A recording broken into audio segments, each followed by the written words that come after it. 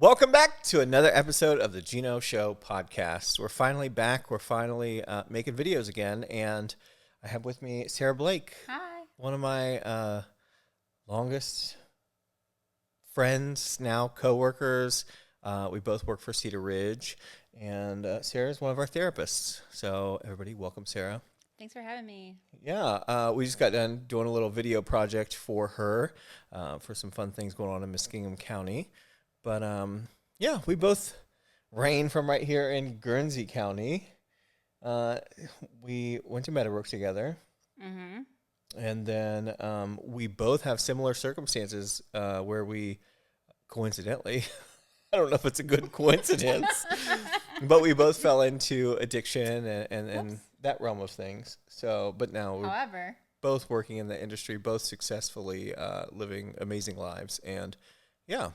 Redemption, right? Yeah, the come up. Yeah, maybe that's what it's all about. I think it is. I was thinking yesterday, I was like, if you don't give people redemption, if you don't allow them to get their redemption, like, what is the sense in even getting better? Or I think worse than that, like, if you don't believe that there's redemption. Yeah. If you make your mind up about a person because of some choices they've made or circumstances they were in, you know, you really miss out on an opportunity for someone who could far exceed anything that you would have expected. Absolutely. And then, yeah, what if there's no redemption for you? If you're the person that's not giving grace to the other people? Yeah. Right. Yeah, that was on my mind yesterday, and I was like, you know, we all deserve redemption. If I didn't have redemption, I wouldn't have the life that I have now. Mm-hmm. You know, it's all based on that. So what exciting things do you have going on, Sara? You just went to a wedding this past weekend. That looked fun. It was fun. Yeah. So exciting things. A special anniversary is coming up at work. We've been at the Schultz for 7 years. That's exciting. Schultz is the female residential facility, which is the old historical Putnam mansion, the Schultz mansion. We have that coming up. We got some big things happening at work. Personally, I'm working pretty hard on a grant opportunity to get all of my student loans forgiven. That's pretty awesome. That would be amazing. Yeah. In return for that, I would have to reside in Muskingum County for 5 years, which is not a problem for me because I love where I work and what I'm doing over there. So that's an exciting thing. And they'll pay off all your student loans? Well, it's up to $50,000, but I owe less than that. So for me, yeah. That's awesome. Yeah. And then, so what are your big plans when you get this amazing grant opportunity forgiven thingy? Probably sleep better at night. For sure. Fewer like night sweats. That's definitely one of them. And then home ownership. Like I rent right now, so I think that's the next thing that I'm planning to do. Because you are newly married. I am newly married. Dan the man. Dan, shout out. What's up, Danny? Shout out, Danny. He's at home. He is. Football. Yeah, and then of course we would be remiss if we didn't talk about Taylor Swift's new album coming out last Friday. Absolutely. I have to talk about it. Okay, let's do it. I love Taylor Swift. But you haven't listened to all of it, so you... I listened to enough today on... That was enough for you? It was enough for me to understand that it all sounds the same. It sounds good, though. It's a good sound. Do you think all of the tracks sound the same on the album, or her entire collection all sounds the same? Because we'll go toe to toe on that. She has a broad range. She does. Through the eras. There wouldn't be an Eras tour if she didn't have distinct sounds. Send help. See? Send help. I don't know. I'll die on this hill. I won't. I'm going to surrender right now. Yeah. Okay. I don't know enough about Taylor Swift. And we'll work on it. Everybody's like, oh, you're gay. You're supposed to. I'm like, no. That's not how that works. You don't have to. Yeah. They'll be racist. But that has been like an exciting It's thing been a big deal. Me. It's been a big deal. Yeah. Yeah. There was a movie or something. There right? was a listening party. And it was on screen. It was on screen. In a theater. It's called a movie. Yeah. But it wasn't like a drama. Like there was no like story. It was more or less like here's the songs, here's what's going on, enjoy. And girls were there. They gave me and my friend Kayla bracelets. What? We're connecting to people. Oh, okay. You're talking about redemption. I I didn't realize the culture was so deep that you get bracelets. You do get bracelets. You connect with other people, strangers, over a shared interest in something magical. So for that hour and a half, Does this music help, like, what's it do for you? Different albums do different things. Like some are more somber, some are more reflective and like deep. And then like this one that just came out, it's more of like a girly pop kind of clean the house and work out. So Do you feel like her millions of fans are going through what she's going through when she releases these albums, or do you feel like they start going through it after she releases them? They're like, oh yeah, this is how I'm supposed to feel. Oh, I think any fandom of any kind has people that are extremists, that use that as like a North Star for how to be, how to dress, all of the different things. But I would say your run of the mill, like stable fan that isn't in excess with this stuff, you take it for what it is and you analyze it a little bit, and then you don't let it like determine your identity. Right. I heard a lot of like the commentary about the lyrics. The lyrics are really deep and kind of like messagey. Yeah. Yeah. Is that like a cult, or is it? Are you asking if she has an agenda? Yeah. I don't think she has an agenda. I mean, I think she wants to sell albums and tell her story. I don't think she's meaning to sway the masses. Yeah, and a little mystery. Yeah. Sell stuff. Definitely. Yeah. I think it's cool. How do you feel about how she's dressing nowadays? Because I heard that also on the news. Like, she should be ashamed of herself because her fans are like 14-year-old girls, and she's dressed in a bejeweled body thing. Mm-hmm.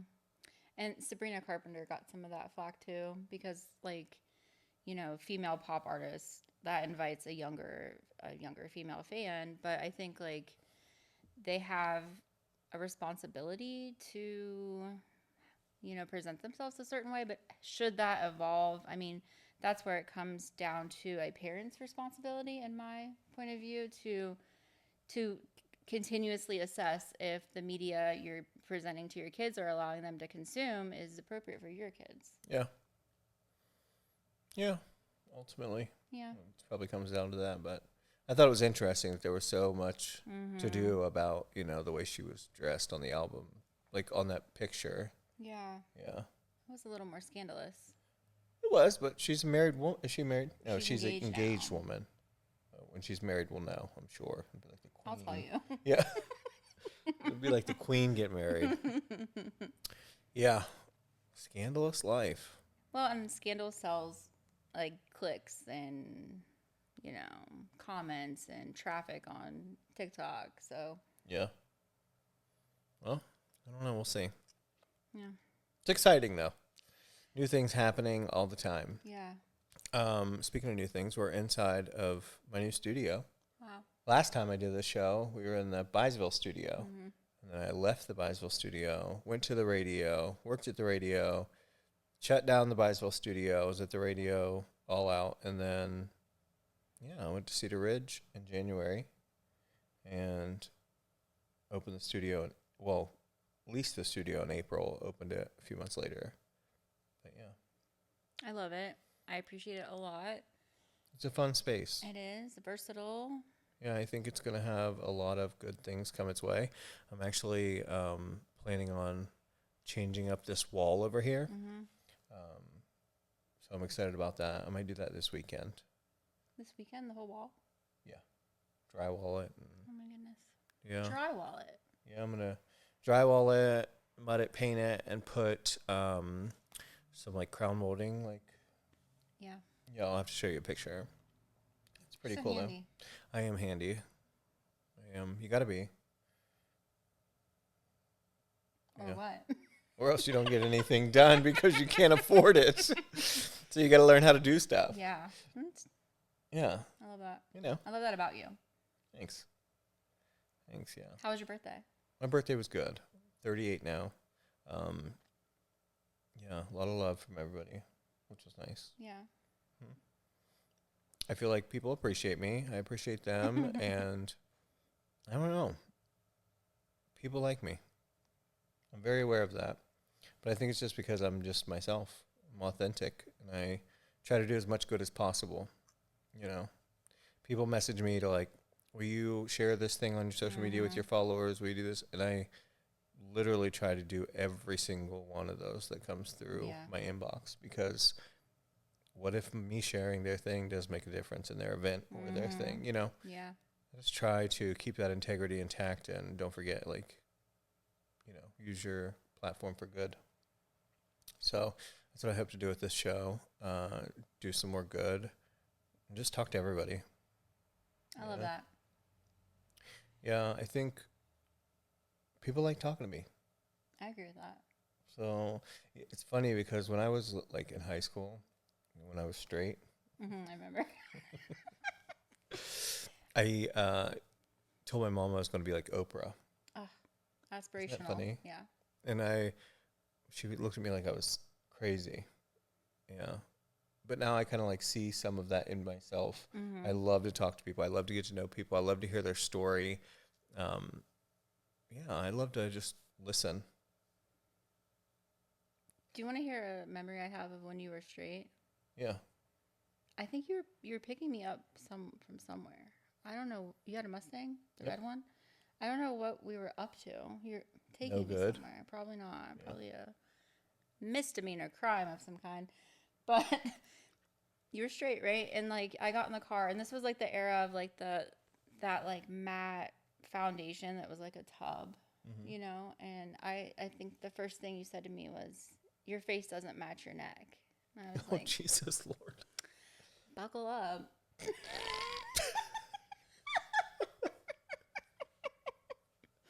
And it's that kind of frankness that I think. Did you fix it? I don't know that I could. I probably did a little. Buff it out a little. It's like the color of your shirt, probably. I said your face doesn't match your neck. And it probably, I mean, you were being honest. Did you always check your face to your neck from then on? Yeah. See? Definitely. It was helpful. But you have to be careful with that abrasive feedback. I am abrasive. I'm very well aware of that also. Yeah. But I think you should be able to say the truth.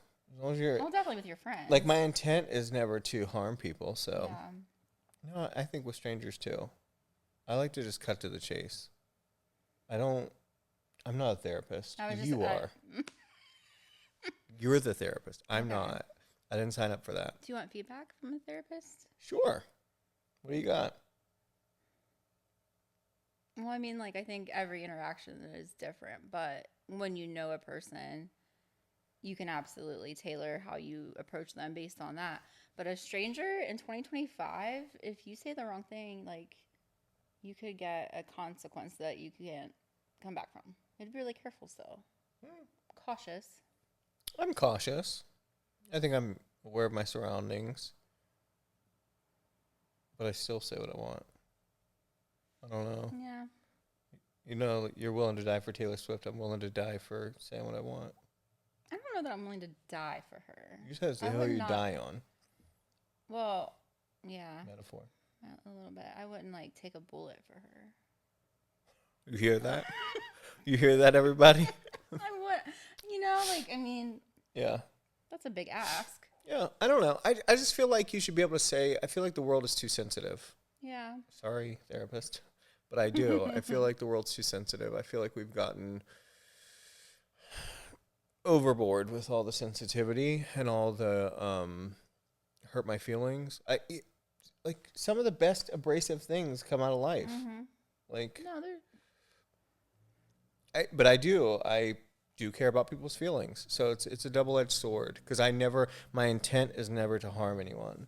And if I tell you like your face doesn't match your neck, I'm probably like gonna ask if I can like help you get it to match. Yeah. Do you feel like you have learned from times where you may have said the wrong thing and had an unwanted outcome? Like, Oh yeah. do you pivot based on like your experiences? I Mm, think you do. I mean, if I truly hurt someone, it hurts me. yeah. If I know that they're truly hurt, yeah, that Well, hurts me. I don't want to hurt yeah. anyone. The difference, I think, like with being like too abrasive and too opinionated is like it becomes a problem when you won't go back on what you said based on learning new things. You said opinionated. I don't try to have opinions about other people's lives. I did that early on in my life, and Yeah. it clearly doesn't work.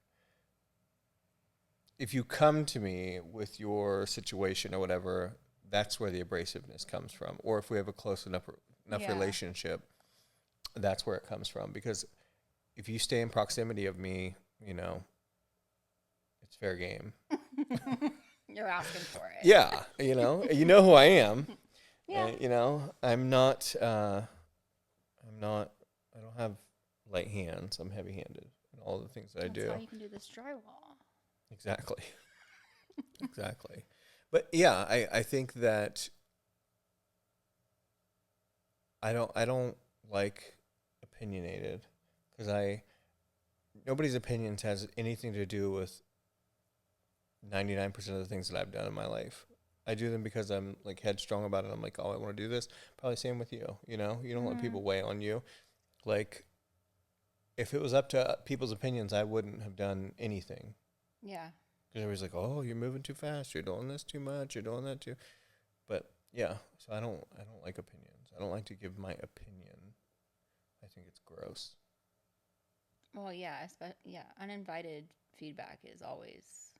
Yeah. Yeah, that was a sore spot when you said opinion. I was like, Sorry. well, I've made, adamant effort to not give opinions. So I just want to make that clear. Okay. But if you ask me for my opinion, I'll give it to you. Yeah. I know. Probably going to be abrasive. Yeah. I don't know. How's life as a therapist? You kind of have to be sensitive, don't you? Yeah. In a way. Absolutely. And always assessing and like looking at a situation or a person and monitoring different things that how because we don't give advice. Like, I don't know if you know that. Like, that's not the goal. We're not there to tell people, like, oh, this is what you do. You present them with a series of questions so they can determine what works for them. So that does require a certain sensitivity and a different kind of listening. And yeah. See, I think of therapists as like you go in there and they tell you what you should be doing or what you're doing wrong or I mean, somewhat. Every interaction is different. Like the rapport you have with different clients is different, and then like why they're there to see you is also. So if you have somebody with a severe substance use problem and they are not in a place where they can make the best decision for their health and wellness and all of that, like that, we are a little more direct in those times. Or if someone's going to harm themselves, yeah, you're more direct. But like if someone comes in and we're just kind of like looking at whether they should continue to date this guy or pursue this career, like I'm not going to be like, dump him. yeah. Sometimes I think it. Yeah, you don't ever tell them like he might not be your best. Might not be good for your life. Not in as many words. I'm usually the goal is to allow them to determine that. Kind of massage them into making that decision on their own.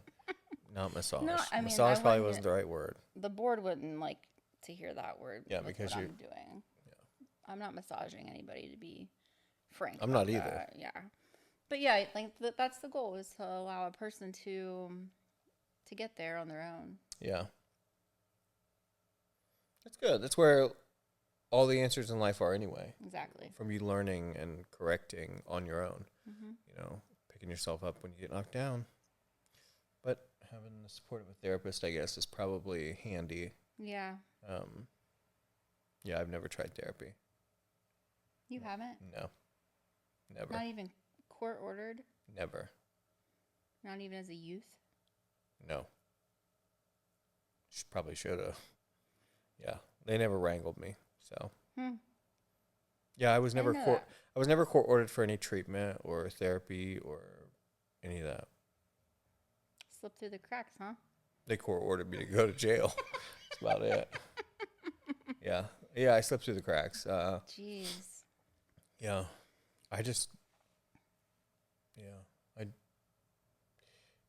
I decided to find people similar to me on YouTube that overcame things similar to like my life circumstances, and I never found anyone. So I just kind of like made a combination of like all these different people that I followed, and I would just repetitively watch them year after year, every single day, every morning, every night, like, and I still do it today. So, Yeah.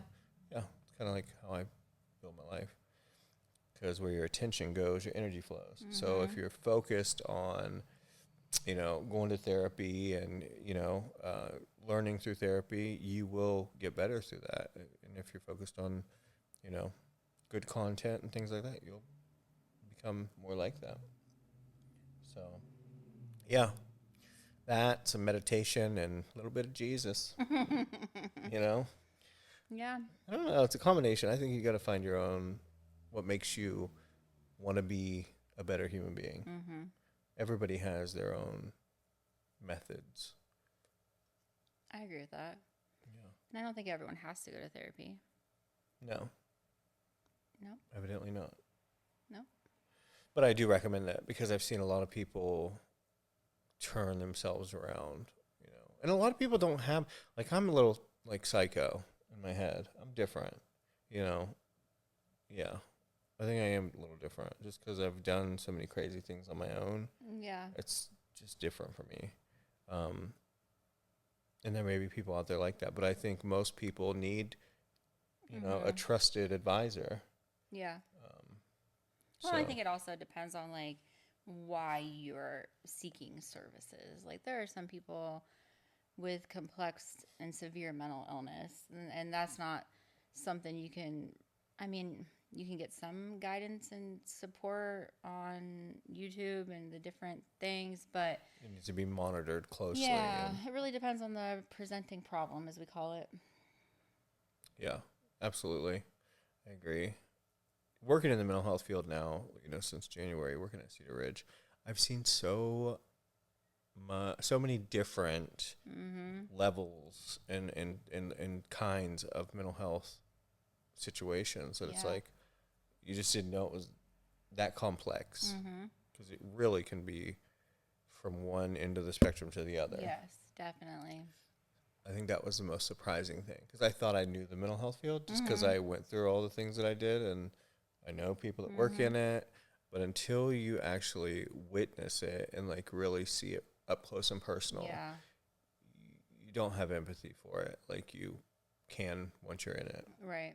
And that's why, like in our field, it's so typical for professionals to have internships because you think you know based on textbooks, but like you really don't learn until you get in there and you're seeing the day to day, what people are facing. The approaches, like two clinicians can have the same client do the same assessment and have different diagnoses.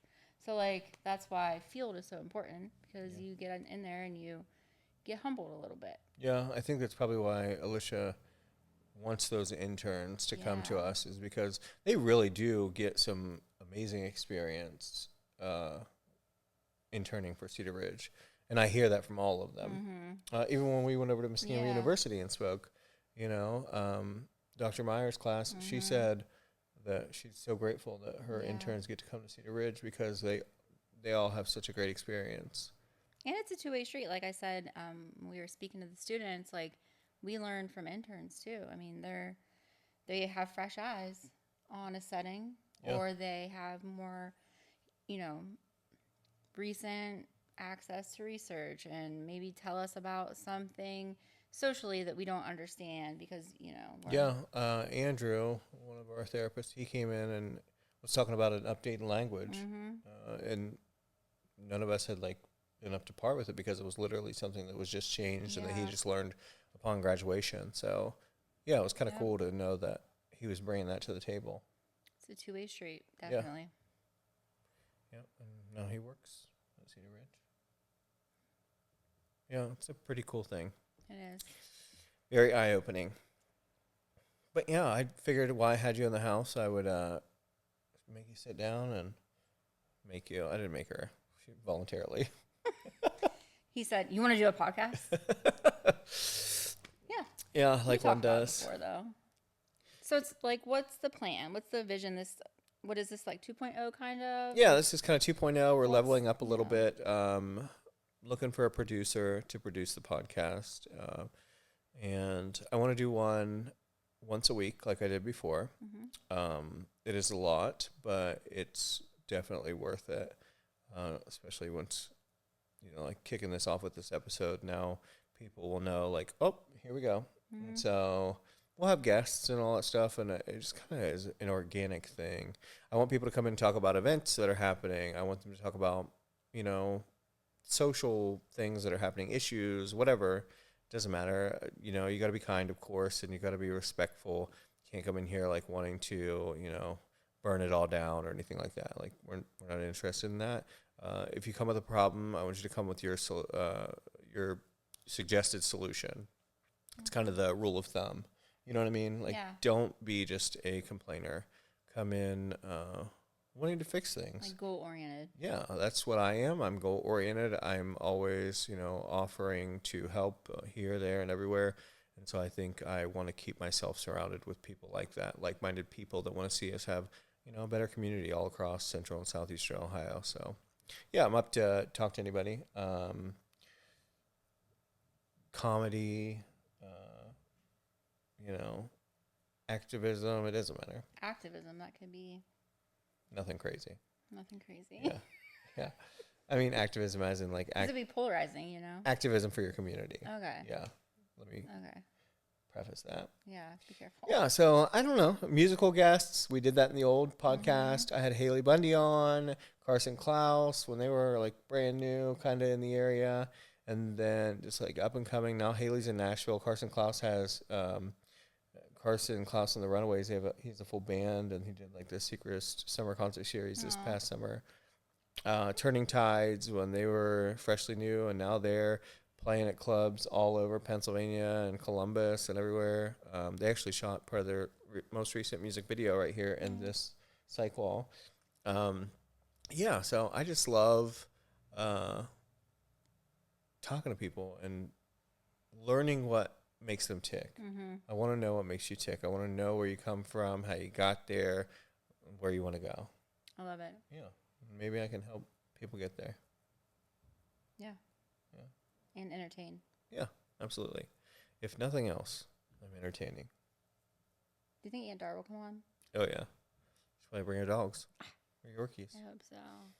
Yep. I want to come that day. Oh, it'll be so good. Yeah. Yeah. Oh, that would be good, actually. Yeah. I should make her and Aunt Susie come on. That'd be good. I would love that. Most people, I think, would love that. Yeah. So if you want to be on the podcast, you can always reach out to me on Messenger, on my personal or on the podcast page on Facebook, Instagram. And, send me a message. Let's sit down and talk. Right? Yep. Until next time. We're out of here, and Sarah, thank you so much for sitting down and talking with me. Thanks for having me and working with me today in the studio on our project. I'm so grateful. I feel so confident about my project because of it. Good. That's what we like to hear. Bye-bye. Bye.